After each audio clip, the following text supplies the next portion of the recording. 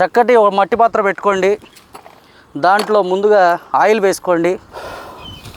బాగా ఫ్రై చేసిన ఆ చికెన్ పక్కకు పెట్టేసాం మనము. బిర్యానీ ఆకు, టేస్టింగ్ సాల్ట్, సాజీరా, చెక్క, మొగ్గ, లవంగాలు అన్నీ వస్తాయి. దాంతోపాటు గసగసాలు కూడా వేసేయండి. అవి కొద్దిగా ఫ్రై అయిన తర్వాత ఆనియన్స్ వేసేసుకోండి.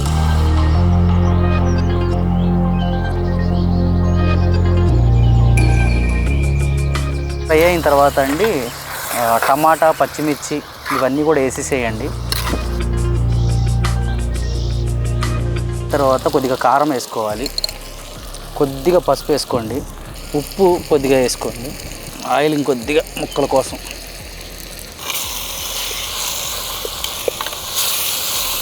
మనం చక్కగా ఆల్రెడీ ఫ్రై చేసుకున్న ముక్కల్ని ఇందులో వేసేయడమేనండి.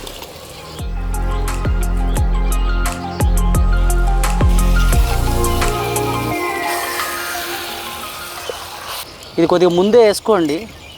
యాక్చువల్లీ నేను మర్చిపోయాను కాబట్టి ఇప్పుడు వేస్తున్నా. మనకు ఆ టమాటా, ఆనియన్ ఫ్రై అయ్యేటప్పుడు వేసుకుంటే బెస్ట్.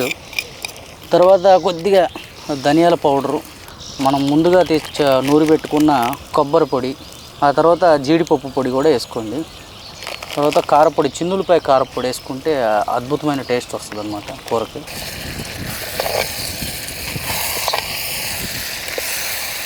ఫస్ట్ కొద్దిగా వాటర్ పోసి అది బాగా మగ్గిన తర్వాత అప్పుడు మళ్ళీ వాటర్ పోసుకోండి.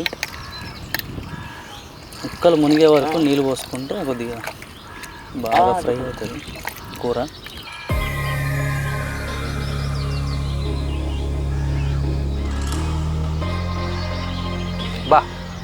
అదిరిపోయిందండి గ్రేవీ మాత్రం. ఇంకా బాగా కొత్త ఉడికిందంటే దగ్గరికి బాగా పట్టిన తర్వాత అదిరిపోతుంది టేస్ట్.